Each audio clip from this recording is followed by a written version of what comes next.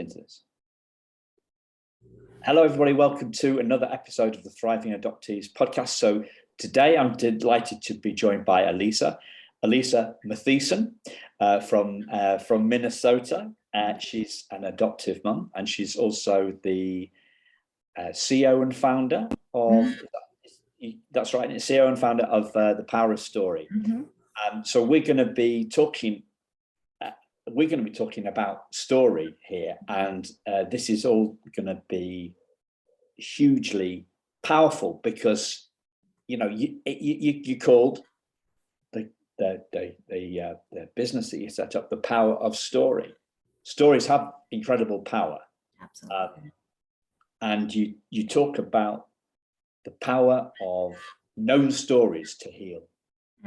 So I'm really looking forward to exploring this. Welcome to the show. Excellent. Thank you for having me. I'm excited to be here. Yeah. So The Power of Story, why did you come up with that? Why did you call? Yeah. So I have been in the world of adoption and foster care for about 12 years, both as a parent. I was a foster mom for 4 years. I'm an adoptive mom, and as a professional. And a lot of my time as a professional was working with youth who were aging out of care. And a lot of times, I would start working with a young person who had been in care for a very long time, and they really didn't understand their history. They didn't have any pictures of themselves as young children. One young man I interviewed said there's very little evidence that he even grew up. He doesn't have any pictures from his childhood. There's nobody gathering those stories and that information and photos and medical information. And while a lot of different places have some mechanisms to do that, I found in my professional and personal worlds that the story and all of the things that go along with that were not prioritized, whether that was lack of time or lack of education. It was always kind of relegated to the end of the process. We'll talk about that when there's an adoption pending. We'll talk about that when it's required, instead of being seen as central to young people to understand their history. And so really just kind of coming back to say, how do I kind of be a part of the solution I want to see in the world? How do you be the change you want to see?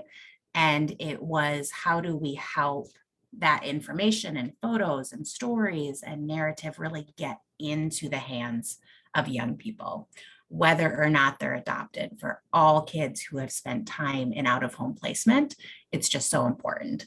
And so really focusing on the power of story in all that we do. Yeah.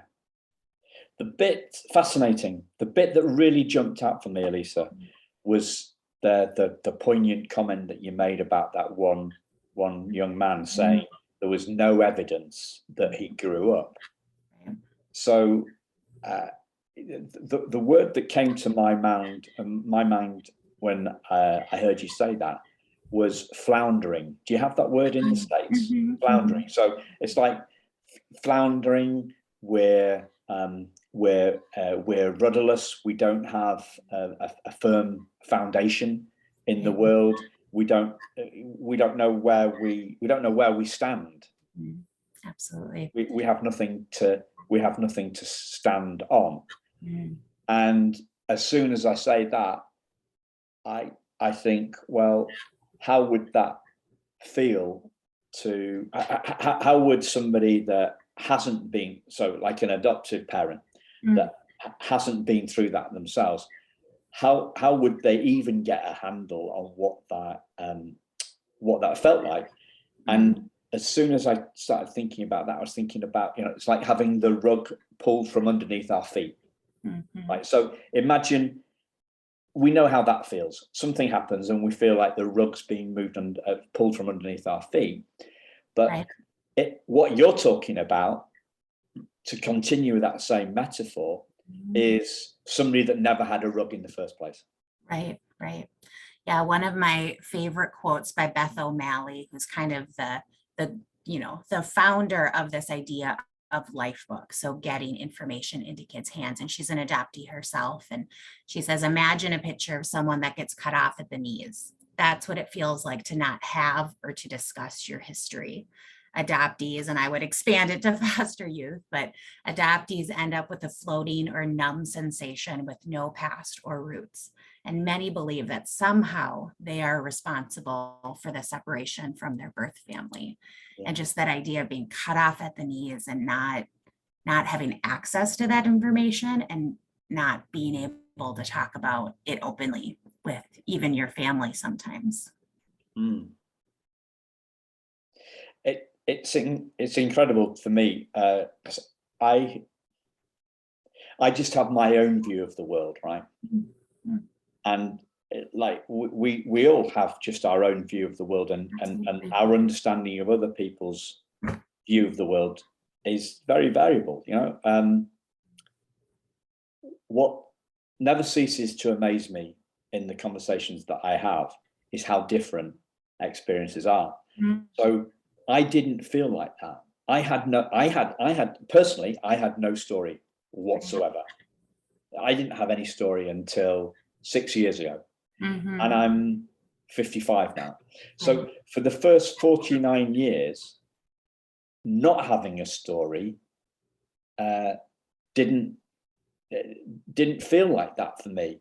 Mm-hmm. So I'm guessing that really it's a continuum. Right. Do you know what I mean? It's like a graded. There aren't, in this world, we're looking for simplicity, aren't we? We're looking for black and white, and we're looking for black and white, left and right, and this seems to me like it's a continuum. And I know from as a mass simplification, I've heard this from 2 or 3 different people actually, is that female adoptees tend to be a little bit more interested in their story than males, as a mass generalization. Mm-hmm. But the chances are, if you're listening to this, your fellow adoptive parents are listening to this, those kids, your kids, are going to be somewhere on that continuum. Mm-hmm. of their need to know their story, or their security in their story. And what pops into my head straight away is that they may be at different points. Mm-hmm. So as a adoptive parent, if you've got adopted 2 kids, you might be seeing differences in their desire, their mm-hmm. hunger, their curiosity. Mm-hmm. So I'm just kind of freewheeling with my take on this, but I am literally only bringing my own experience and the experiences that I've had from this conversation. So, well, I think our job really as adoptive parents is to keep that door open and to have the information when there's questions asked, or to open that door. Like, I know, from us talking previously, when you found out a few years ago that teddy was from your mom, like, it really impacted you. And, last time we talked, I was like, well, what would it have meant if you would have, been told as a 2-year-old, like, hey, your mom gave this to you? Like, maybe it would have made your experience different, and maybe wouldn't have had this, cut off of the before. We'll never know. And after. Yeah. I think, I don't know, when you asked me that question last time, I can't remember what I said other than who's to know. Right.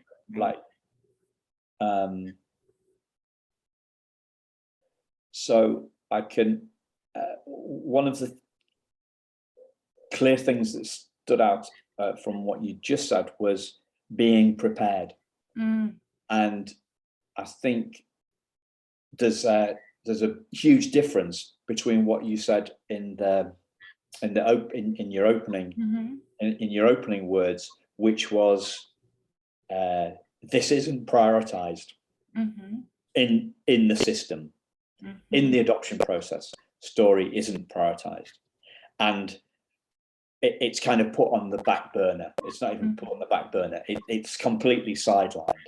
Right. And what you're talking about now is actually being proactive mm-hmm. and gathering the story mm-hmm. so that you can ask the questions mm-hmm. as and when they arise. So this is about being truly proactive rather than waiting. Mm-hmm. Right. So Yeah, which to me sounds like it's really important to be able to share as much as we can with our kids when they ask. It's like being at a store, right? Or when you call somebody when you're at a call center and you want to know something and they don't know, I'll have to go away and find out, right? It's kind of frustrating. And I guess the other thing is, if you're not able to answer, or the more questions you are able to answer, have the information, then the more open your child knows you're going to be. For sure. And I think there's different hats and different kind of lenses I look at this work with too. Like, I think as, kind of when you're doing a life history or life book as a professional, I think it's your job to provide as much information as you possibly can, because you won't be there 15 years from now when that young person is asking those questions and they're grown and they're processing it with their adoptive parents or on their own. But as parents, you're there throughout that process. And so it's, how do you answer the questions along the way? And the questions and the curiosity is going to be different for a 5-year-old and different for a 10-year-old and different for a 15-year-old. But as adoptive parents, often for foster care, like, you weren't there during the foster care process. So if they say, who did I live with when I was 2? If the worker didn't do their job, you probably won't know. And so it's different hats and different layers on the continuum to have the information available to parents, and then have parents be knowledgeable and able to help their kids process as they have questions. Because I think, like you said, there is a continuum of curiosity. Some people are like, I really haven't really thought about it that much, or it's not the right time for me to wonder about my origin story. And some people ask about it every single day. Like, I have a 10-year-old at home, and every single day we're talking about her birth family, and she has questions, or questions change over time. And so I always, when I'm talking to adoptive parents especially, kind of talk about, how do you answer, especially around the tougher topics around a young person's life, how do you answer truthfully and honestly that 5-year-old's question without oversharing, like sharing really traumatic details of their story, or undersharing or glossing over the truth. I think one example I like to use is, if someone was conceived by assault, how do you say the truth to a 5-year-old if they're asking about their mommy and their daddy? The truth might not be your mommy and daddy loved each other so much. Okay. So, but the truth for that 5-year-old might be, well, they didn't know each other. And that's probably all that 5-year-old's going to need to know. That's all they're going to want to know. But you as an adult are like, okay, that's a kernel of truth. And then at 10, and they're asking more questions, you can be like, well, actually, that they didn't even meet until the day you were conceived. Well, the 10-year-old's going to say that's really weird, but okay, they're going to roll with that and move on. And then when they're 12 and they're asking about consent, and they're learning about consent, and they're learning that sex can happen outside of a relationship, it can happen outside of love, be like, actually, that's your story. Remember how I said they had never met? Remember how I said they had never met that day? You were conceived through an assault, like there wasn't consent given, and that's part of your story. How different is that child going to understand their history than finding their file at 19 or 40 and saying, oh, I was conceived, by assault? And how do you process that when what you've been told all along is either we don't know, which if your parents knew, that wasn't true, or they loved each other so much and were in a relationship, which wasn't true. Not only do you have to deal with the truth of the history, you have to deal with the fact that you've been told half-truths or lies up until that point. And so it's, how do we empower adoptive parents to help their kids understand it truth along the way in age appropriate ways as their curiosity happens, as they ask questions, to meet the kids where they're at. So then you can be like, we've always shared the truth little bit at a time. Because I think adoptive parents either like vomit and share everything they know when kids are really little, or they say, we'll give you your file when you're 18. And I think there's a world of possibility in between there for parents to learn how to share kernels as they're asked questions over time. Okay. So there seems to be two phases there. The kind of the information gathering phase, Mm-hmm. and then the sharing phase. Yep. Can you give us any pointers? You've largely been talking about the sharing phase. Mm-hmm. Can you give us any pointers on the gathering phase? I have no clue about that, what that looks like at all. Yeah, so I think if you're a worker, there's different guidelines that as parents. As a worker, I think it's just prioritizing it and asking the questions. And as a worker, you have the ability to just talk to birth mom, to talk to birth dad, to talk to aunties and grandmas and former foster parents, and share the story and get the information about this young person and share and document it well. As an adoptive parent, there is definitely still that information gathering phase. And I always say, like, you just have to take off the hat of parent when you're gathering information and when you're talking with your kids, and kind of put on a hat of a historian to try to understand their history as it happened. Because as parents, we come to this work wanting to protect our kids. We want to keep them safe. We want to protect them. But yet we have to also gather their story and maintain it for them, so that when they're old enough to go back, they have a starting place instead of starting from scratch. And so looking at history as a historian. So if they have older kids who came into their home at an older age, asking them what memories they have, or, what is their experience, and really gathering all that information to share back with the kiddo as they grow, because our memories and our understanding of things are different when we're little and when we're older. Okay. So when you're saying about putting the historian hat on, are you really talking about a degree of becoming less emotionally attached to it? So right. it's perhaps being more factual and less emotional. Well, I think, because I think you have to be, because I think sometimes we, our kid will say, I wish I wasn't adopted, or things were better in my former family. And as an adoptive parent, of course, that stings, and we need to process that in therapy and with our people. But as a historian, you can say at 6, like, you really felt like you didn't want to be adopted, and this is what you said, and this is why. You can talk to, birth mom if you have an open adoption, or auntie, and say, what do you remember about the time before they came into care? You can ask the kid, you can ask grandma, and you can write down every version of that without saying which one's the truth, which one's this. You can have a multiple sources, instead of trying to narrow it down to that one single story. I think you said earlier, like, the danger of simplification.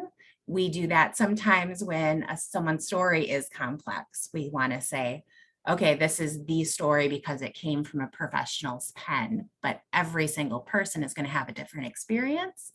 And we can share all of that in our historian information gathering phase of doing this work, so that we have the answers when our kids start asking those questions. Yeah, I mean, you talked about writing it down, and I as soon as you said that, I write it down, and thought maybe there's 3 phases here. There's gathering the information, there's keeping it, there's recording the information, then the sharing. And something else popped into, you talked about writing it down. Another thing that popped into my head then was, like we've all got these smartphones, and would it be a bit freaky to actually record a conversation with? Would it be, record a conversation with somebody for posterity? And I guess if they're okay with it, if you're okay with that and they're okay with it, then that might be another way of because a way of like, so we've got a multimedia story. You mentioned earlier on about pictures. In the old days, it was pictures, hard copies, Polaroids or prints or whatever. Now they're all on our phones. So printing them out for posterity, maybe some recordings. And there's a guy talked to a guy in one of the early episodes of the podcast here in the UK, and they were actually using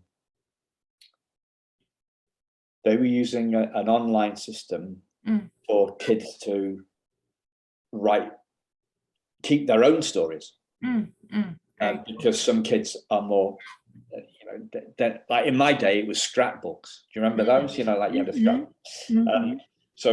But in these days, obviously, kids more happier having some sort of cloud storage, and this was all obviously ultra secure. That's part of it. So, is there anything else that you could share in terms of that, in those two phases, in terms of gathering and recording, for an adoptive parent listening, thinking, but how do I do it? What do I do? Right. And more practical pointers. Yep. As an adoptive parent, I think asking for all the records at the time of placement and finalization, kind of that being proactive piece, is finding out as much as you can, and saving it in a secure way as possible. And then as your child grows, Google, you can often find a lot of good information on different individuals that might be part of your child's story, or if there was news stories around the time when your child was coming into care, gathering all of that and just kind of squirreling it all away. But I think, using multimedia, like you said, recordings or videos, all of that has so much impact for, to be able to say, not only did my birth mom say this, but this is her recording of her saying this, and being able to hear her voice and the tone and the inflections, all of that would be so powerful. And so, say, hey, can I record this so I can share this with them someday? I think is fantastic. One thing I know that I did when my child was little, me and her birth mom did a lot of emailing back and forth. And so I asked her if she wanted to write a letter that I would give to her child when she was older. And we still have visits. We still have openness with her. But I was actually this week able to give my 10-year-old this letter that her birth mom had written when she was 2. And, I gave it to her and she's like, oh, how long have you had this? And I was like, well, she wrote it when you were 2, but I think, you read really well now and you're thinking about her. And so you can have this, and it's like a physical, tangible thing that she could have. And she put it up on her bulletin board at home. And just to be able to hear her mom's words saying, hey, I love you and I think about you and I want what's best for you, is such a powerful thing. So inviting the birth family to get involved, if they are open to that, is huge.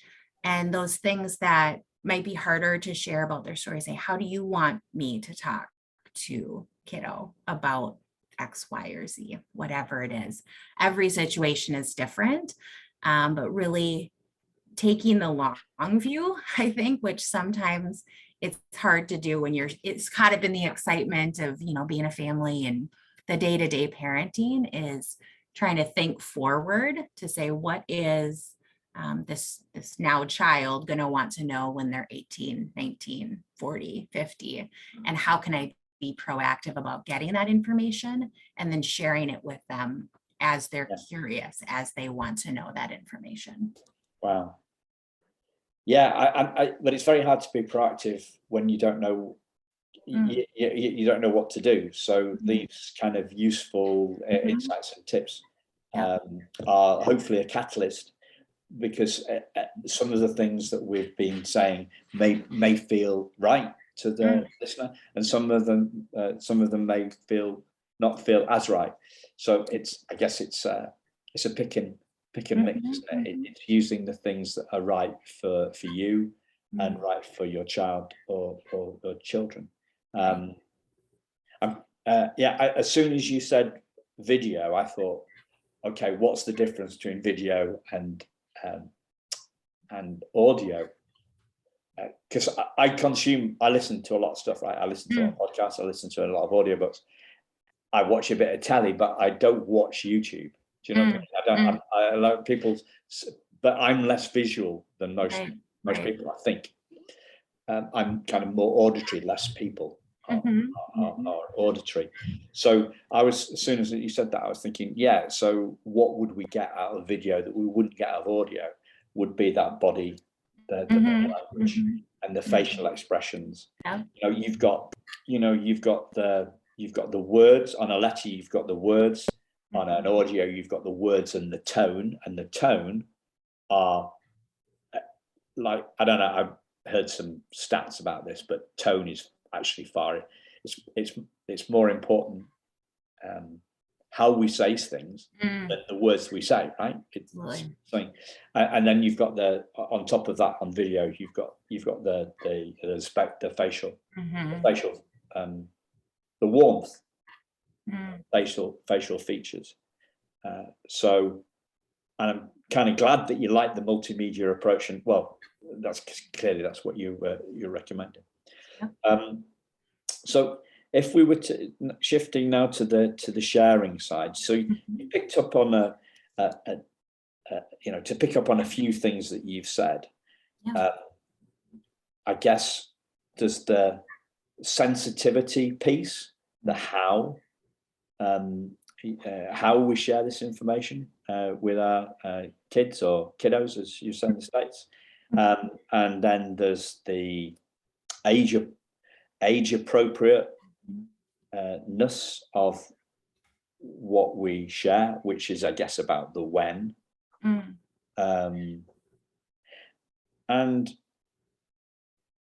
But I think the first one for me goes back to that, what we're talking about at the start, which is the why. The why we're sharing this is we're trying to bring, why are we sharing it other than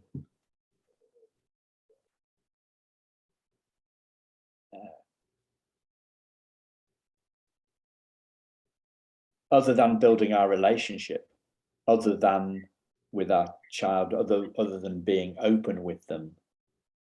It's all about that sense of self. So anyway, you're the expert on this, so let me take that back to you. So just why is it that we're doing all this stuff? So one of my favorite kind of examples of kind of visual for why do we share is this idea of, in nature, whenever there's a wound, you've got kind of an indent in your skin from the wound. And, people talk about adoption, like the primal wound. This is a piece that needs healing, in one way or another. It's not an easy story. Families are not together because everything was working great. They're not together because something wasn't working. And so if you have a wound, kind of our sometimes first instinct is just to cover it up and protect it and put this hard lid over it and not talk about it. But we know how wounds heal is from the bottom up. New skin cells come, blood returns to the area, and it slowly fills up and then becomes just like normal skin again, with a scar, but it's not this indentation forever. And that sharing of information on a little by little basis is what helps fill that in, whether adoptive parents or young people themselves are like, nope, I'm not going to talk about it. We're not going to go there. We know, healing is going to take longer and it's not going to be healthy. Just like if you got a wound and you put, plastic over it, not just a Band-Aid that can breathe and heal from the inside, but something hard cover, it's not going to be able to heal in the same way. And so why we talk about it is so that you don't have at 40 have to deal with all of the questions and all the, how does this work into my now life and where is all this at? You can do it a little bit at a time together. And also just to, increase that sense of self and identity and to fill in those gaps. There's a lot of really great research out of the UK actually about just the importance of any young person knowing the stories and history of their family. It's called Do You Know study by Robin Fitch. And it's looking at adolescents outside of the foster and adoption system. And those who know the stories of their parents and grandparents do better on really every measure that they looked at. They have lower depression, lower anxiety. They have higher school competence, higher social competence, because it's that rooting, that grounding, the idea of knowing who you are and knowing where you came from, even outside of adoption and foster care, is such an important thing for us to have. And all the more for young people who, can't go back one generation. A lot of times, it's kind of all the rage right now to do genealogy work and DNA work. And I'm, part Irish. So I'm going to go and I'm going to look at all my history in Ireland and my grandfather's grandfather. And that's great. And it's fantastic. And so many people have found healing and curiosity and interest in that. But so many of our foster youth and adoptees can't even go back one generation.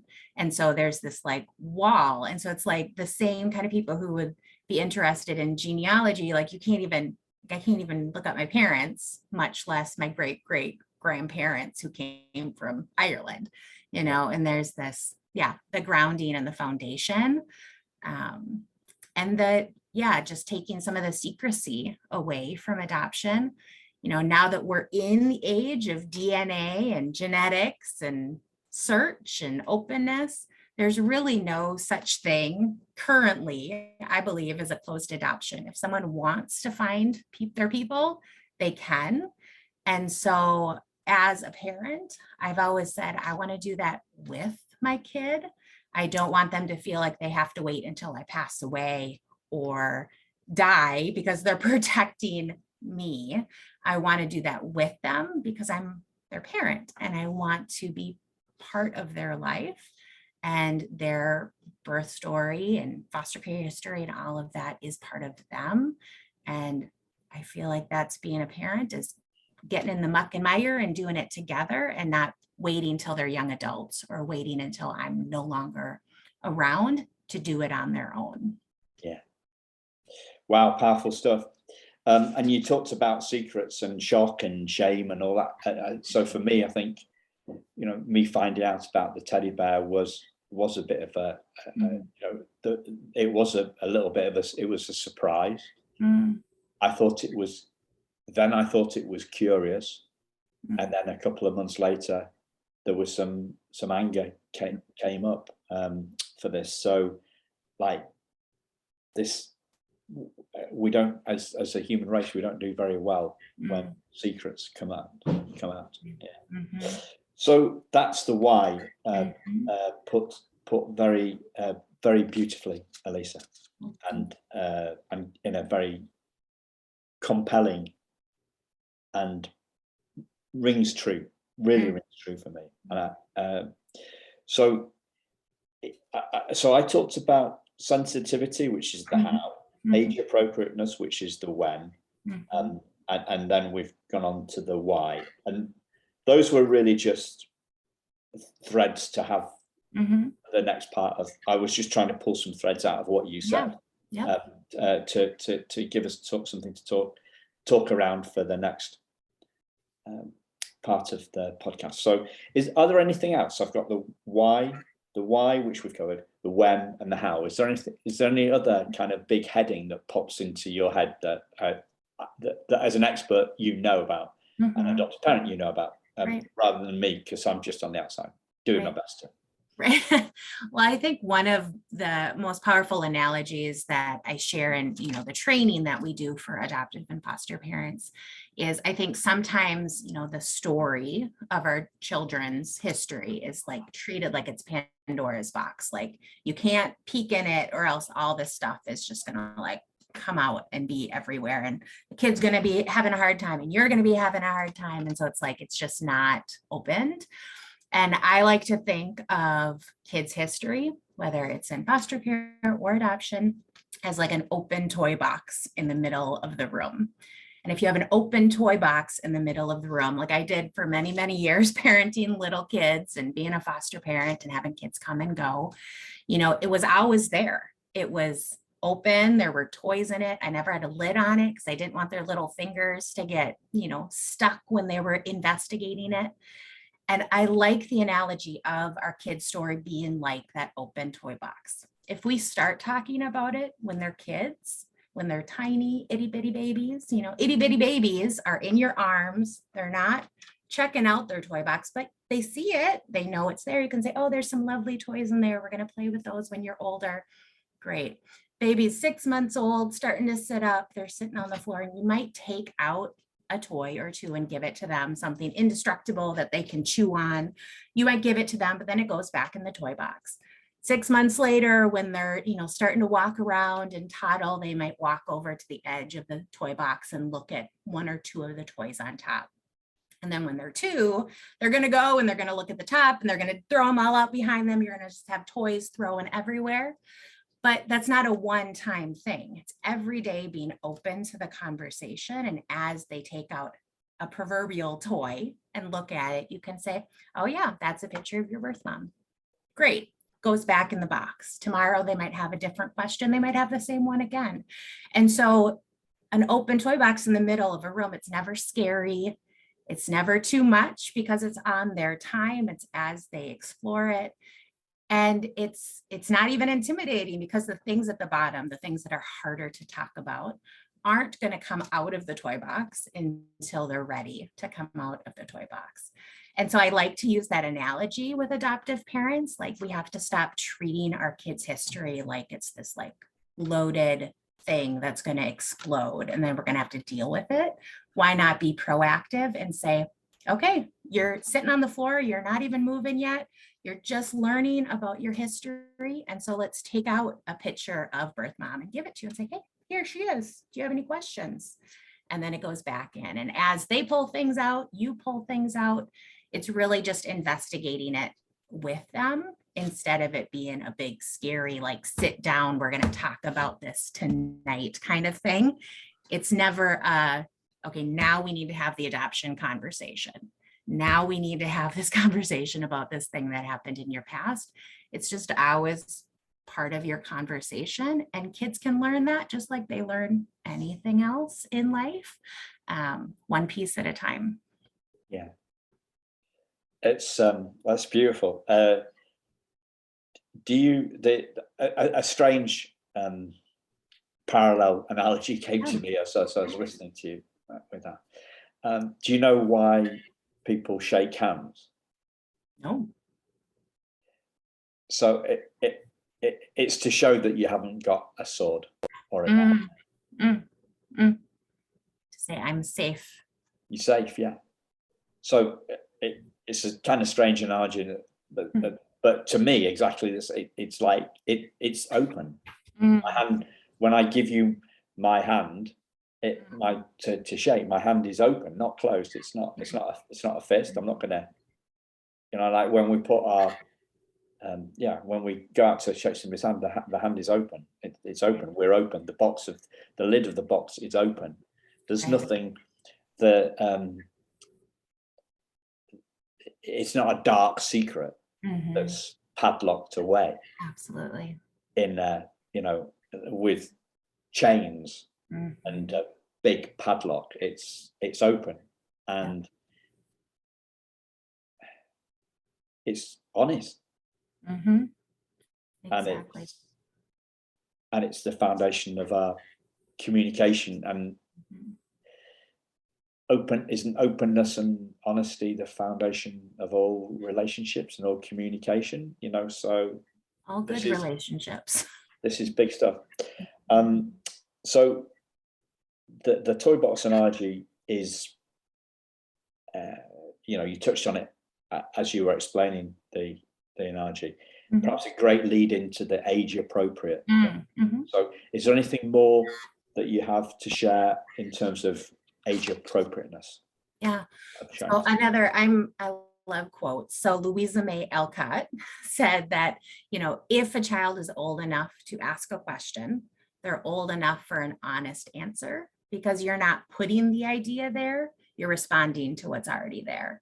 And so I paraphrase that end because I don't have it in front of me. But this idea of following a child's curiosity. And when I train parents, I say, but clarify what the question is first, because sometimes kids ask questions and you're like, is that really what you're asking, or is it farther upstream? So let's say, for an example, if a 5-year-old comes home and, they're asking you about pornography, I, as a parent, this comes up because they hear it at school, I wouldn't launch into a fully fleshed out answer around pornography because they're 5, right? So my response as a parent to that question, or really any question, is to say, what do you know about that? Can you tell me more about where you heard that word? What does that mean to you? And this works with kids, and when they're asking about their origin story too. If they say, is my birth mom dead? Okay, is a question I hear parents get asked a lot, especially if there hasn't been openness, is to back up and say, what makes you think she might be? Because clearly you've been thinking about this. So what makes you think she might be? And then answering the question, yes or no, or, wherever it is, but to clarify what the true question is first. And then starting from there. So that 5-year-old asking about pornography, he might say, oh, well, I heard it at school. Okay. And you could say, well, it's a really adult thing that, you'll find out when you're older. If you have more questions, I'm here if you want to talk about it. Or you could say, it's movies of people doing adult things. That's all he's going to need to know. And so if you launch into a fully fledged explanation of any child's questions, you can go off track pretty quick. But age appropriately, what question do they really want to know? And then answering that. So, my daughter, processing her story, has had a lot of questions lately about relationships and dating because she's 10. And so she's starting to explore that world. And she'll ask me about her birth parents. And every time she asks me a question, I'm like, okay, is this what you're asking? Were they in a relationship? Is her most recent one.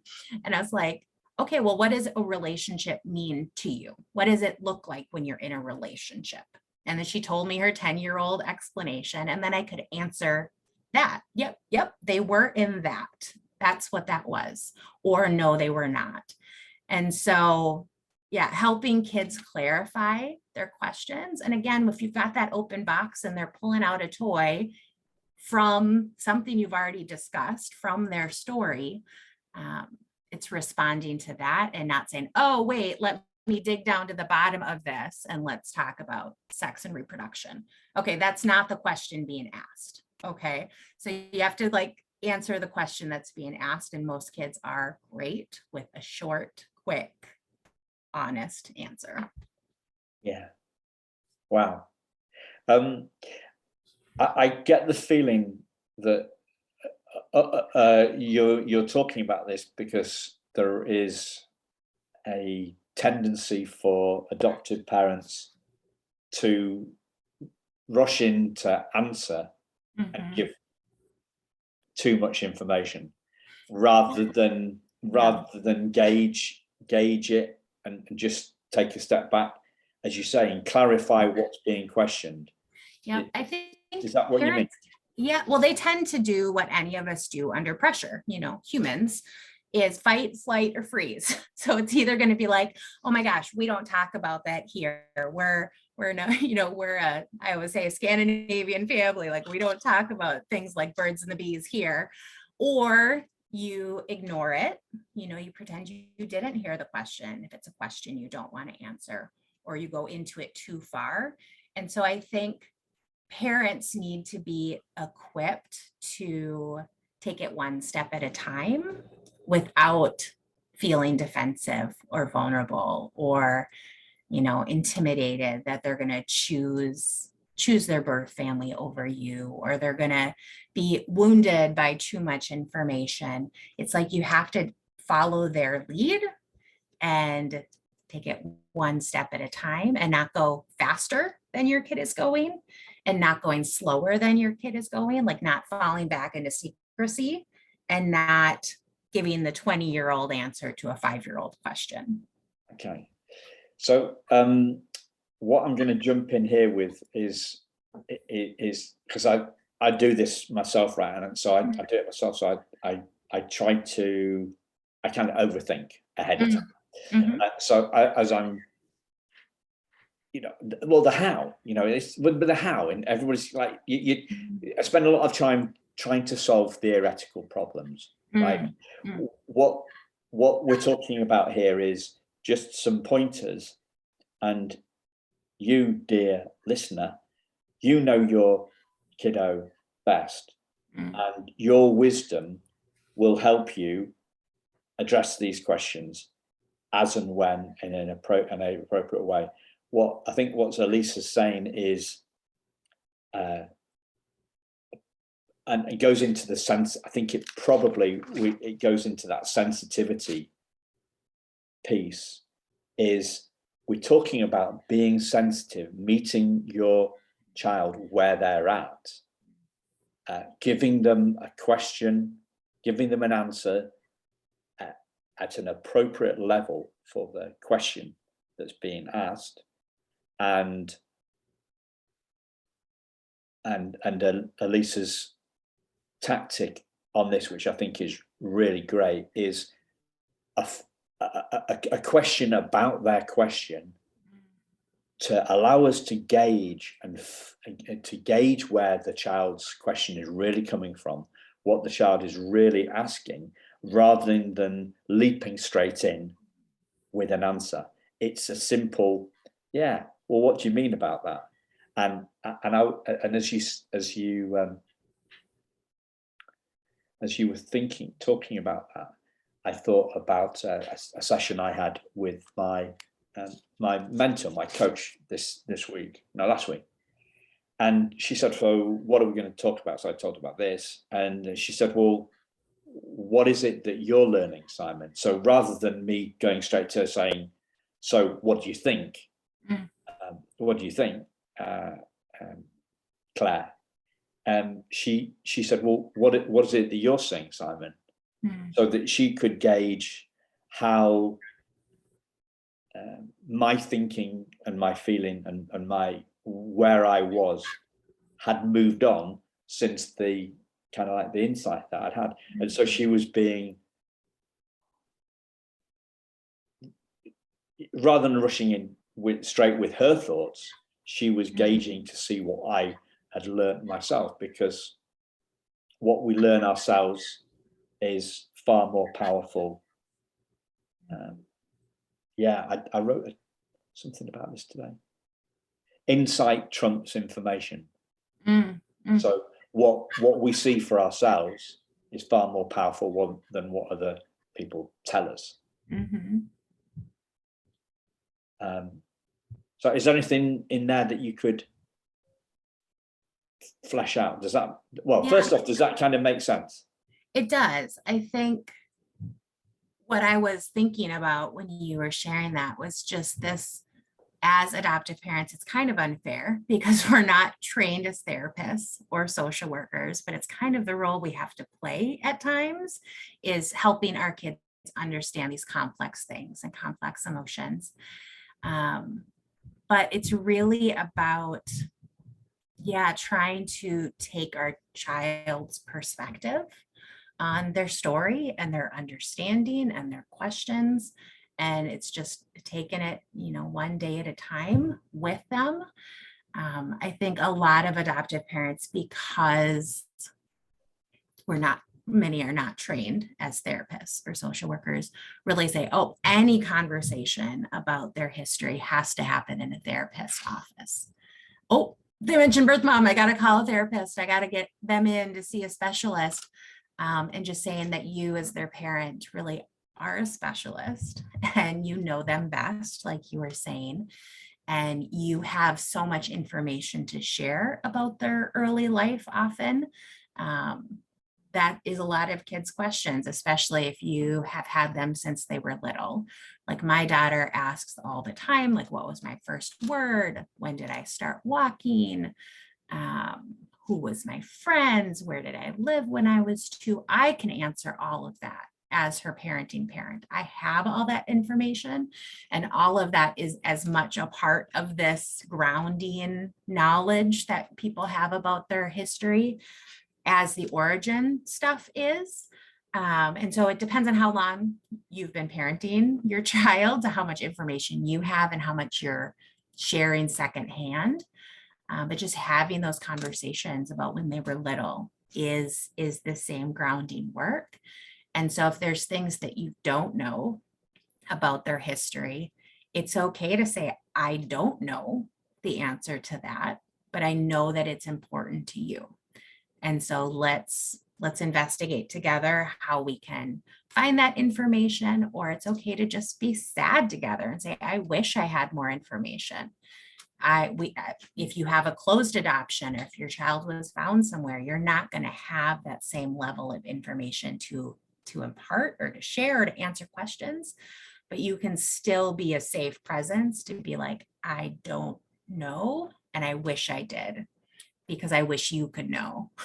And to be that, and kind of separating our experience as parents from our child's experience, and yet meeting in the middle and walking that road together. Yeah. I'm so glad you mentioned the stuff that you don't know, just then, because after I made some comment 45 minutes ago, as soon as I shut up, I realized I hadn't addressed that. So I'm really glad that you did that, because I didn't. And I guess the other thing that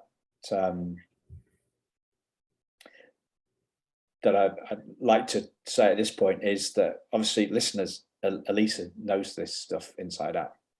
That's what she's here for. We're here to explore her knowledge and for her to share her knowledge. So as always, in the show notes there are links to the guests, so check out the show notes. And if you need some support in this, or you've got any questions on this and follow-up questions, then I'm sure Alisa would be happy to chat sure. And on my website, Simon, I've got a whole blog post about free Lifebook resources. So if you as a parent are like, I don't know where to start, but I want to start doing some of this, there's a ton of free resources. Like there's not put together by me, but put together by other people to say, how do we open that door to have conversations? Some great fill in the blank formats for Lifebooks, a lot of resources. And so the information is out there. So if this is hitting you and you're like, I want to be more open about my child's past, I want to share some of these things, definitely check that out. And then I do have a 2-hour training that I do for foster and adoptive parents too, that kind of goes into all of this. Not only how do you put a book of some sort together, but how do you have all the conversations that come out of sharing that book and opening the child's story? How do you respond after? Because I think there is this tendency for Lifebooks and life story work in the UK to be like something for the child, that's done by the child. But we know as parents, anything that's knocking around in our kids' brains is going to come out in conversation or behavior. And so we need to be on that journey with them. And so tons of resources on the website and lots of just great stuff out there if you Google life story work or Lifebooks for foster and adoptive youth. There's specific ones, no matter what your kid's story is, there's a specific Lifebook resource out there, which I really love, that it really empowers you to take the reins and run with it however you will. Fantastic. Thank you for that. Is there anything else that you'd like to share? Anything that I've not asked, a question that I've not asked you'd like to answer? No, I just think this whole conversation is so important. And again, just the importance of having the conversation around stories and decreasing secrecy and making it be an okay conversation, not only to have with your own kids, but to have with professionals and across the board. I think as adoptive parents, one message we have gotten very clearly is that your child's story is private and it's theirs, which is fantastic advice, but it makes it really hard as a parent when your 6-year-old is asking you a question and you've never said some of the hard things out loud. So I would recommend, if you're like, oh my gosh, this is overwhelming and I don't know how I would do this, is take this idea to your therapist or to a social worker, if you have one in your child's case, and say, can I practice with you? How would I answer a question around this piece of their history? Some adoptive parents, haven't had the conversation to say, you are adopted. Like maybe that's their starting point.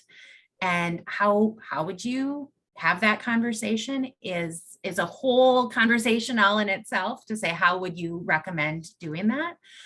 Maybe you're, as a parent, is like, how am I going to share this really hard piece of my kid's history? I tear up every time I think about it.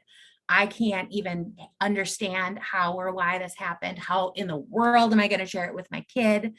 That's why there's therapists for us as adults and as parents, is to say, you need to find safe people to practice with so that you can maintain the security of your child's story, but make sure it's not a secret, especially not from them.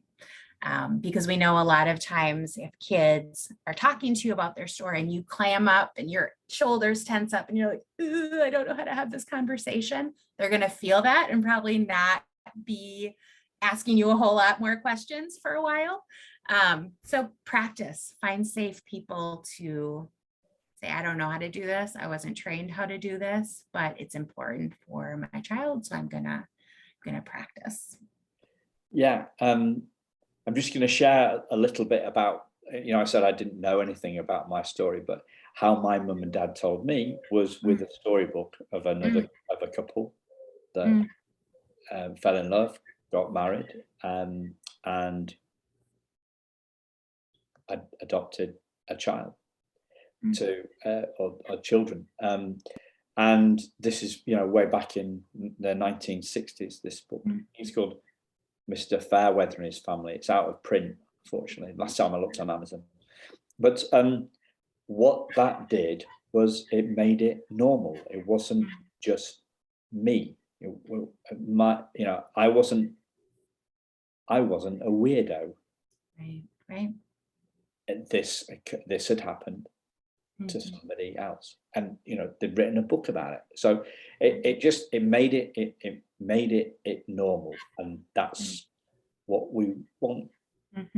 We all want to feel normal, and we have to make it normal to talk about this stuff, because if it's abnormal, then it's going to be scary, and there's going to be secrets, and there's going to be shame, and it's a continuum. I do laugh when I listen to a lot of podcasts where they say, oh, this or that, and I go, no, it's a continuum. It's not. I wish I could find a less posh word than continuum for continuum. But everybody says, well, if you do this, the alternative is this or this. Well, it's not. It's degrees of, isn't it? It's degrees of. Right. It's degrees of openness. It's degrees of sensitivity. Everybody tries to make it simple. All right. So you can either tell your child in an insensitive way, or you can tell your child in a sensitive way. And it's not like that. It is degrees of. So because what happens is we say, well, I don't know how am I going to do it in a sensitive way. well, you're going to do it as best you can. And you're going to get the support. And you're still listening to this podcast an hour in. So you're like, yeah, hats off to you, listeners. You know, you are, I say this a lot, but because I mean it. You are really curious. Adopted parents, you are really curious and you're really proactive. And, you know, how do you do stuff? By finding stuff out, by listening to experts like Alisa talking about the power of story and picking up what you can do from them and following the guidance that they give. And you're doing it already. You don't need to do anything new. They're already listening to the podcast. You're one of the good guys, good girls, listeners. So thanks. And just to know that even if you do mess up, it's okay to say, I'm sorry, like I shared too much or not enough. And here's a little bit more here. You know, we're going to put that in a box and we're going to save it for when you're older. There's always a repair that can happen because we're all learning, we're all growing. So yeah, absolutely. It's one day at a time. Yeah. Thanks a lot, Alisa. And listeners, again, check out what she's doing on our website, and we will speak to you all again very soon. It's been fascinating. Really enjoyed it. Thanks a lot for coming on. Awesome. Thanks, Simon. Thanks for having me. Bye-bye. Bye, listeners. Bye.